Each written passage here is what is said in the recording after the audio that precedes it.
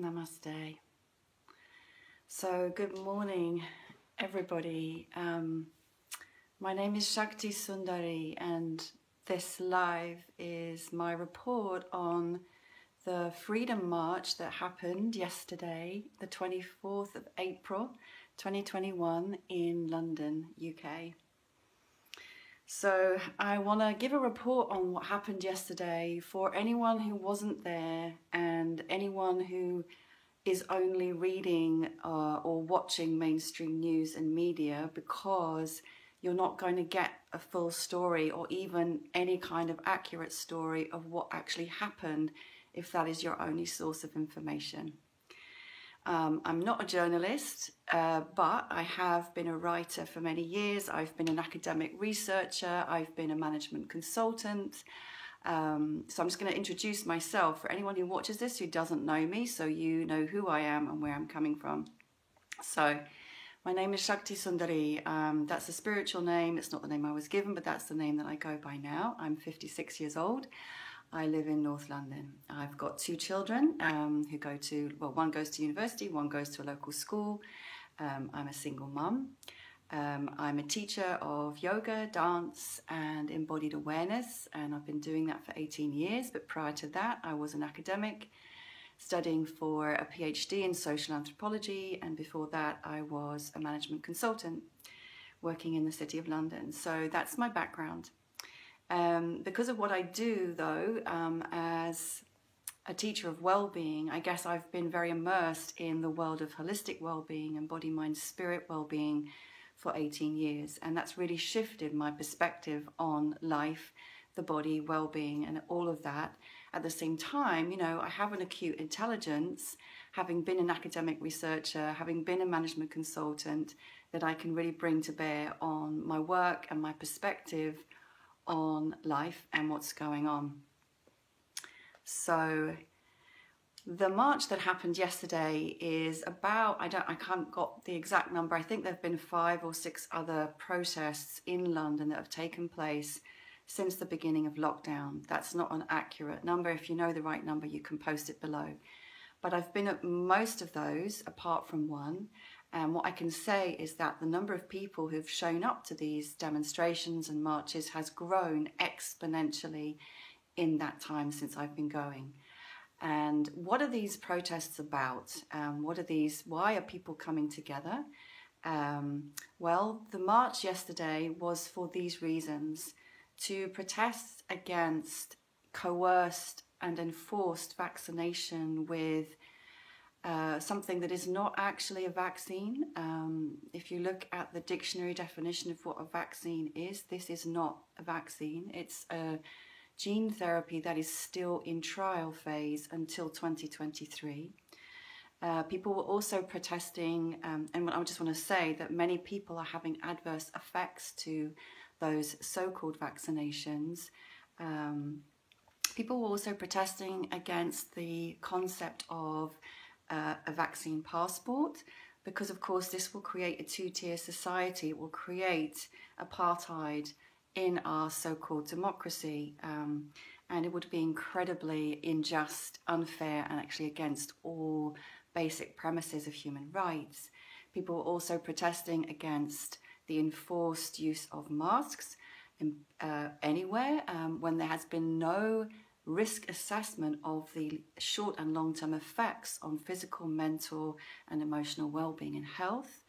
And in fact, so much scientific evidence that they do nothing whatsoever to stop the spread of a so-called virus. People are also protesting against the loss of human rights. If you look up the Coronavirus Act 2020, you will be astonished to see the absolute authoritarian, tyrannical powers this has given the government of this country. And then if you look to what's been happening across the world, you'll begin to see that there's a very clear pattern that is being repeated in very many countries, which shows that this isn't something that is isolated. It shows that there is something more orchestrated that is taking place to erode human rights, to enforce the taking of an experimental gene therapy, to enforce isolation, to enforce separation between peoples. Because of course, staying at home not having contact with other human beings, not hugging, not touching, not looking into each other's eyes, not seeing facial expressions is detrimental to physical, emotional, and mental health and well-being. So these are some of the reasons that people were on the streets yesterday. And I was there for all of those reasons. I've got children. I am deeply concerned about the fact that they may be coerced to take this gene therapy. I'm deeply concerned about I'm morally offended by the enforcement, the coercive enforcement of masks in schools. I'm morally opposed to the idea of a vaccine passport that is basically a form of apartheid. And from my perspective, as someone who has studied anthropology, history, politics, I spent time living in communist Russia when it was still the Soviet Union. I studied the East and Western Bloc because I studied Russian and German at university, and I've also studied Burmese. So I did my PhD studies on Burma and the military government there. So I've also studied peace research. So I've spent a lot of time looking at how authoritarian regimes use the media to put across propaganda that brainwashes people and manipulates them into believing certain things. And I see that happening now. And I also see a repeat of some of the mechanisms that were used in Germany pre-war, pre-Second World War, and during the Second World War to isolate, to scapegoat, to experiment upon Jewish people and other minorities. I see the build-up to that happening now, so I'm just being really explicit. So that's a little bit about me and why I was there, and then I want to talk about what happened yesterday. So first of all, the very first protest march I went on my own. I sat alone in the tube carriage, and I got there, and there were probably 3,000 or 4,000 people in Trafalgar Square. The second time I went, I connected with somebody locally, and we travelled in together, and there was a bigger number. The third time I went on my own again, and I met loads of people, including somebody who became my lover for a while, actually, which was a really beautiful thing to happen. The next time I went, I had connected with some local truther groups. So if you don't know about this, there are groups on Telegram, which is a uncensored platform. And probably, well, in most regions, wherever you live, there are local groups that have been forming of people who are campaigning for truth, who are finding information that is not from the mainstream because you can't rely on the mainstream, who are finding each other to create friendship and support groups because it's been a really difficult year. And to challenge the narrative and to exchange stories and experiences and really try to uncover what's going on, but also be there for one another. So by that time, I'd connected with a local group, so I travelled in with some beautiful people from that group. And let me just say, every time that I've travelled, I've not worn a mask. I've never worn a mask into any shop, anywhere. I've never worn a mask on public transport, anywhere. I've never been challenged. And I've never felt afraid apart from the first time. So we all travelled in together the last time that I went, and there was a group of about 4 of us, and then we met up with more people. This time, here is how the numbers have been growing exponentially, and this is what is so exciting and inspiring for people to hear. This time, I connected with the local truther groups that I'm a part of. I've made new friends with other new, beautiful mothers and women in my area who are like-minded. And I had a phone call the night before, out of the blue, from somebody who knows me on Facebook, who was coming from Manchester to say, can I come down and travel in with you? So 3 other beautiful souls from Manchester travelled down, parked outside my house. We walked to the tube station together, and then we joined these other people from the truther group. So basically, we almost filled one tube carriage. At the next stop, from my stop, another pile of people from the same group got in, and then a few more people got in. So we almost filled this tube carriage, and all of us of the same mind, and none of us wearing masks. So we got off, we went into Hyde Park where the march was to begin, and even though we'd been told to not look obvious, because on previous marches the police have been incredibly heavy-handed and brutal. We wanted to avoid being conspicuous. But actually, once we got to Hyde Park, there was no need for that because the park was already absolutely full with people who were there, obviously, for the demonstration.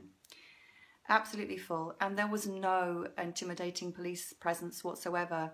On one of the marches previously, there had been police vans lined up all along the side of Hyde Park. A very intimidating presence of policemen and security guards dressed as policemen with masks, with yellow jackets, with batons, incredibly intimidating, and from the very start trying to scare people, bully them and arrest them. This didn't happen on this occasion. The police were really not out in force whatsoever. There was no intimidation that I witnessed. I know there was something at the very end, but I'll come to speak about that in a minute. The atmosphere was like a festival or a party. It was joyful, it was peaceful, it was loving. Because of this, the energy and the atmosphere and the feeling of being amongst like-minded people, it's basically like this. You can turn to any person around you and you can just start a conversation because you know that you're on the same wavelength. There's no mask and there's no fear and there's no shyness, and there's everybody giving each other hugs and smiles. People are holding homemade signs and banners and flags, wearing t-shirts that they've had printed, giving out stickers that they've had printed, giving out flyers that they've had printed because they're so passionate about this. Who was there? You know, the whole world was there. I think it's really important for people to know because, again, if you only read or watch the mainstream media, you may have this idea that people who are going to these marches are crazy, cuckoo, a minority, way out, hippies, freaks, weirdos, violent. I don't know what kind of beliefs you might be encouraged to have, but let me tell you, the whole world was there. So all representing all socio-economic brackets, obviously some like very working class, some very wealthy people, and everything in between, all colours, all ages. There were Hare Krishnas there, there were Christians there, there were Muslims there, there were Sikhs there, because I saw all of those being represented. So this is not about religion, but I'm just saying that the whole beautiful rainbow of life and humanness was represented there, right? All ages, I've said that. There were people in wheelchairs, there were children in prams, there were young children, there were teenagers, there were people in their 20s, 30s, 40s, 50s, 60s, 70s and 80s. There were fat people, there were thin people, and everything in between. So I just want you to know, because I know, again, some of the scaremongering that's been out there in the media is that this virus is dangerous to certain people. And yes, factually, if you look at the actual statistics, you are at higher risk the older you get. But even so, the risk is still tiny, okay?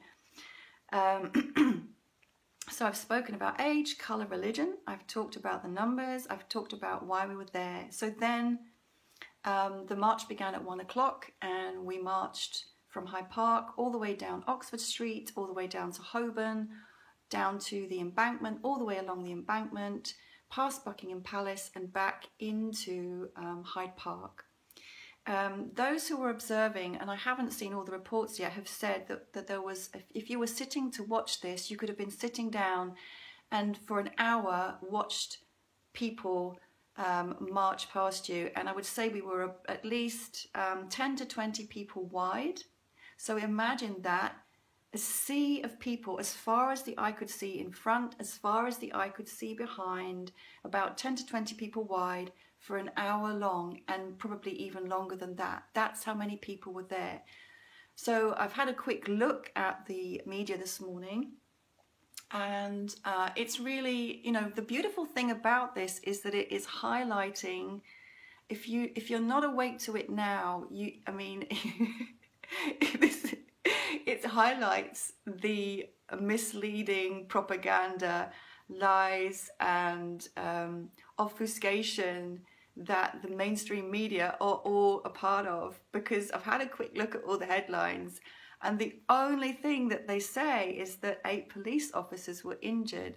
What they forgot to mention, and I will speak to that in a moment as well, is that there were an estimated 1 million people who had come, I forgot to mention this, from all over the UK, from Cornwall, from Manchester, from Leeds, from from all corners of this country, had spent their money and their time and their energy, had made banners, had made t-shirts, had come together in London at their own expense and their own risk to march peacefully, lovingly for freedom, for justice, for health, and for our future. So, this is the reports that I'm seeing are that there were an estimated 1 million or more people there. And in the mainstream media, they have just reported 8 police officers injured and maybe a few thousand or 10,000. Well, it was way more than 10,000. Way, way, way, way more. So you can see now the lies. And, any journalist with any integrity would be out there on the streets interviewing people, asking them, why are you here? Let me hear your story. Asking them about the banners. Why have you put these words on your banner?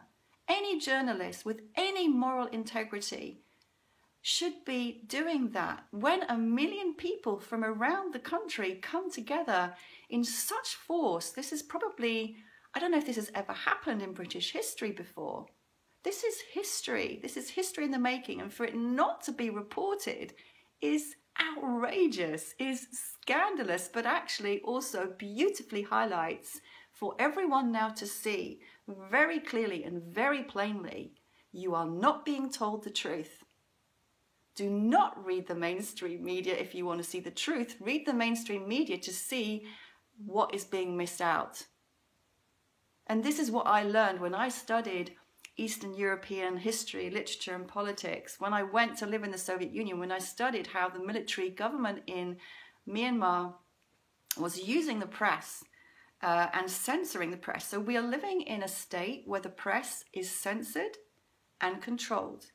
I've already had videos taken down from this platform by so-called fact checkers, which is a nonsense. The video that I had taken down, I was banned from posting anything on Facebook for a day because I posted a quotation from a research scientist, a doctor. I quoted his esteemed, informed opinion. He's a former researcher for Pfizer. And I was banned from posting on Facebook for quoting him. Can you believe that? We are living in a time of censorship and authoritarian control, and it really is time to wake up to that. However, yesterday is the good news. Like I say, people from all walks of life aware and awake to what is going on, informed. I want to tell you, there was an 82-year-old man I met on the last march. He was there again. We bumped into each other. I've had conversations with so many people. An ex-military man. He is a veteran of the British Armed Forces. He has informed himself, and he told me it goes right back for him to when Britain invaded Iraq, and he realized Tony Blair was a lying snake. And from that time, he began to investigate. And can you imagine what he felt to have signed up his life to serve in the military of this country, and then to realize he was being used and people were being sent to be killed and to kill on the basis of a complete fabrication. Why? So that people in power, a very small number of people in power, gather more power and gather more money. And basically that's what is at the root of all of this.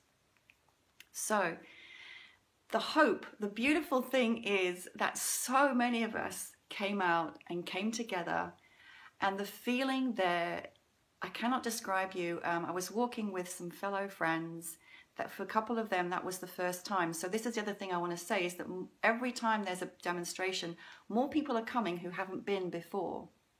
So there is this sense of power in numbers. So my friend that I was with, she felt so emotional, just overwhelmed with the emotion of the feeling of being amongst a sea, a tide of like-minded souls who care so much about truth, who care so much about the future of their family, their children, their friends, this planet, that they want to make their voices heard, and they don't care about the risks, the possible risks. What this shows, though, is that we are so strong when we unite, and that there are so many people who are like-minded, and that number is growing. The number of people who are having the courage to speak up and to stand up is growing day by day by day. Nurses were there in their uniforms. I didn't speak to any doctors, actually, but I'm sure there were some, but I saw nurses in their uniforms there. Nurses, teachers, doctors, scientists, mothers, fathers, plumbers, cooks, management consultants, you know, everything, every face of humanity was there. Do not think you are alone, because you are not. And the wonderful thing is, even though we are all like-minded, and the feeling, you can probably tell, like, I was on such a high because the vibration was so high. The energy of love and joy and bliss and freedom and oneness was so high.